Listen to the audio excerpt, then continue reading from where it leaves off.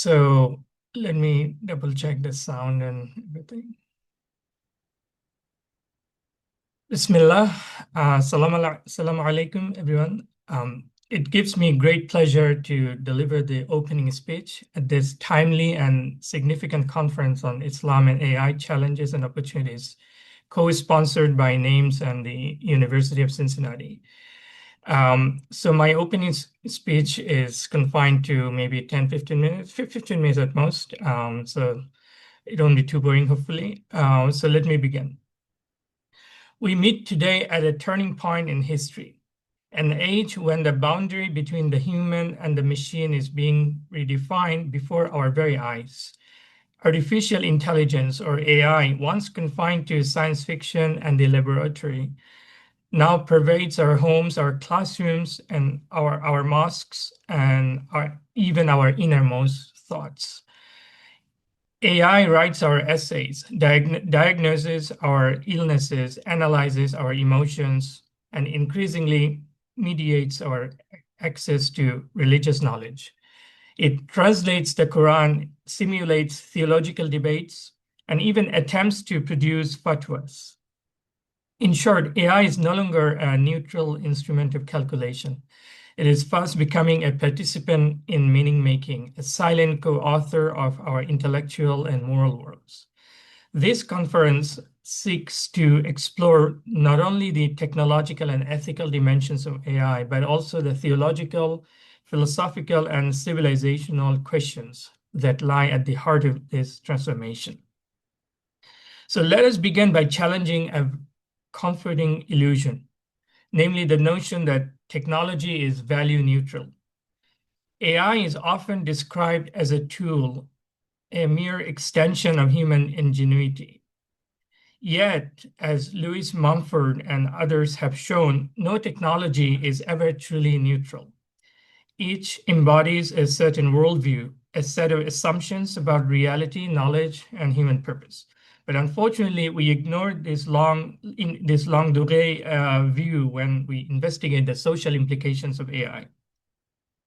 In our age, those assumptions largely reflect the ethos of Silicon Valley, a mixture of secular optimism, not scientific necessarily, scientific reductionism, and technological messianism.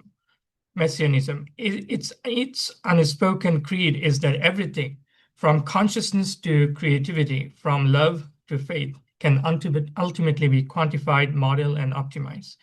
In this sense, AI represents the culmination of Galileo's dream to render the world measurable, predictable, and manipulable. So this is a very subtle point, and a lot of the discussions that go around concerning AI really don't understand the roots of this worldview. People think it only began with Turing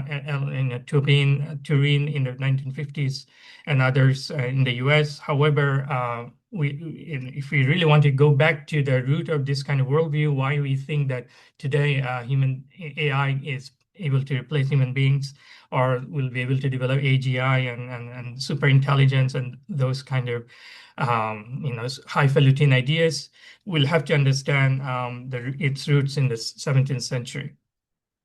Every sound, sight, and sensation becomes data. So I'm referring to the famous primary and secondary qualities distinction in Galileo, which was taken over by others, of course, including Descartes. It is mentioned in many of his works, and others. Locke further develops it. So every sound, sight, and sensation becomes data. Every aspect of life becomes a variable in an algorithm. But as Whitehead and others have warned, when we mistake the model for reality, we commit what he calls the fallacy of misplaced concreteness. We reduce the living richness of existence to abstractions and then worship those abstractions as reality itself. Today, this fallacy shapes our understanding of intelligence and the self. AI models human thought as pattern recognition and data processing. But human consciousness is not simply computation. And you don't have to be a theologian to kind of argue for that. Penrose and many others kind of argue about this already. So it is awareness, human consciousness, not just computation. It is awareness, presence, and embodied meaning. So when we say that AI thinks or AI understands, quote unquote, we project human qualities onto a mathematical process that, however complex, remains devoid of self-awareness or intention. This leads us to one of the great philosophical questions of our time. Can AI ever become conscious? Some scientists, the so-called godfather of AI, Geoffrey Hinton, have suggested, such as Geoffrey Hinton, have suggested that AI may help us understand ourselves, that in building intelligent machines, we are holding a mirror up to the human mind. Others, like the biochemist Nick Lane, claim that consciousness is ultimately an electrical or chemical phenomenon, a byproduct of neuronal activity. But from the standpoint of Islamic metaphysics, especially in the tradition of Avicenna, Ibn Sina, Sohrawardi, Ibn Arabi, and Mulla Sadra, consciousness is not an emergent property of matter. It is the very ground of existence itself. And consciousness is, rather than being seen as a representation, it is actually presence, which is called hudur in Arabic. Moreover, the Quran teaches us that there is not a thing, but that it glorifies him with praise. وَإِن مِّن شَيْءٍ إِلَّا يُسَبِّحُ بِحَمْدِهِ. So existence itself, in this view, is alive with awareness. Reality is not a dead aggregate of particles, but a gradation of being, tashkikul wujud, radiating the light of lights, Nurul Anwar. So when we know something, focusing now on the epistemology in this world picture, when we know something, it is not our brain that knows. It is being itself, or wujud, knowing through us.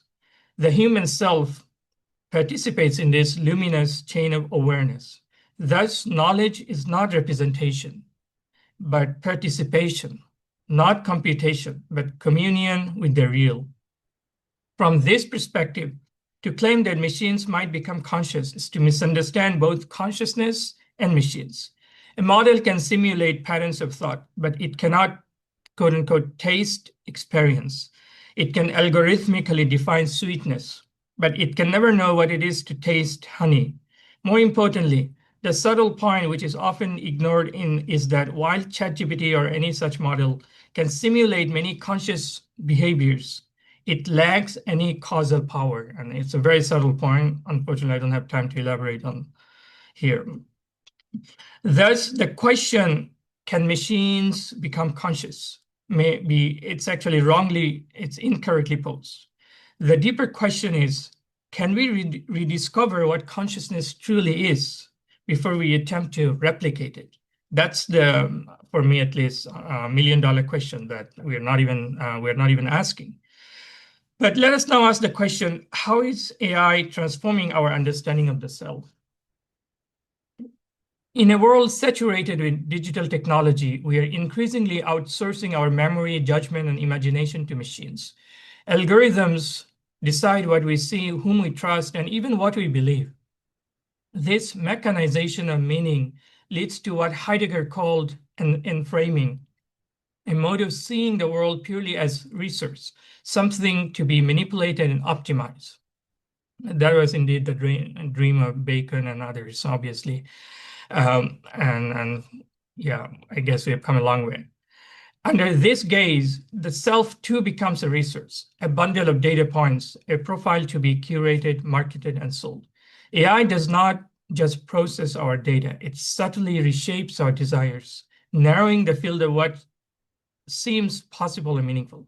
The result is what one might call the algorithmic self, a self that mistakes correlation for causation, convenience for truth, simulation for authenticity. Here lies one of the greatest challenges to Islamic thought: how to preserve the integrity of the Islamic self in an age that prizes efficiency over wisdom and information over illumination. It's not exaggeration to say that AI has birthed a new theology, a secular religion of transcendence through technology. I talk about in some of my articles the transhumanism or dataism in Silicon Valley. Figures like Ray Kurzweil envision the coming of singularity, when human and machine intelligence will merge to create what he calls the spiritual machine. In this vision, human beings will overcome their biological limitations, achieve immortality, and experience transcendence on demand. Enlightenment, nirvana, moksha, or fana will be available at the click of a button. This, we are told, is the future of human evolution. But one must ask, is this truly transcendence or its parody? In Islamic spirituality, the ascent of the soul is not a flight from embodiment, but a transformation of it. True transcendence is not achieved by abandoning the human condition, but by purifying it, by making the self participate in the divine order. The singularity, by contrast, promises transcendence without transformation, salvation without struggle. It replaces divine grace with computational power. It is, in essence, a form of digital Gnosticism, seeking to liberate the mind from the body, spirit from matter, creation from creator. But as Pascal wrote, and as the Quran echoes, human greatness and wretchedness are inseparable. So this is a quote from Pascal. Their quote, there is in man some great source of greatness and a great source of wretchedness, end of quote. To deny either is to misunderstand what we are. Before human beings could see themselves reflected in the mirror of their creator as Khalifa or as Insan al-Kamil, today increasingly we gaze into the mirror of the machine. We seek validation from algorithms, meaning from metrics, and companionships from chatbots.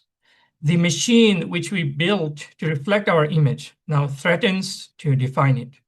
The paradox is striking. The more intelligence we project into our machines, the less we seem to possess ourselves. And this has been also noticed by Lanier and others, some of the founders of virtual reality in Silicon Valley. We are not gadgets, I think his book, he talks about it in some way. We grant machines superhuman capabilities while feeling ashamed of our own flesh and blood fragility. This crisis thus is not technological, but also spiritual. It reflects a loss of orientation, a forgetting of our place in the cosmos. There is also the issue of AI colonialism and the politics of knowledge, and how Muslim societies are going to are using it. But let me also say a word about some of the positive impacts or some of the positive aspects of this technology. So despite these challenges, AI also presents, like other technologies, remarkable opportunities, especially in healthcare, if it can be used wisely, and that's big, very big. If it can, it can democratize access to knowledge, enable the preservation of classical texts, and foster global collaboration among scholars of Islam. Used wisely, AI could help us reimagine education, transforming rote learning into interactive exploration. It could assist in Islamic studies, linguistic analysis, and manuscript research. But these benefits depend on how we orient our relationship to technology. As always, technology offers countless gifts, yet digital technologies are unique in that they reshape our very sense of self and blur the line between the virtual and the real. What price do we pay for living within these socially pervasive systems? And who or what are we becoming in a world that is increasingly detached from embodied experience? The deeper issue, however, is epistemological. Since the Enlightenment, science has claimed authority over questions of truth and reality. The modern self has been defined through the values of science, namely objectivity, measurability, and predictability, and also control. But as we know, these values, when absolutized, obscure other dimensions of existence, like the moral, the aesthetic, and the spiritual. To define the self solely in scientific terms is to overlook what makes us subjects of experience rather than objects of observation. AI, built on the same epistemic foundations, extends this reductionism to new extremes. It does not merely analyze the world, it interprets it for us, mediating our sense of reality itself. The danger then is not that machines will outthink us, but that we will cease to think beyond their categories, that we'll lose the very capacity for what in the Islamic tradition is known as ta'ammul, contemplation, tadabbur.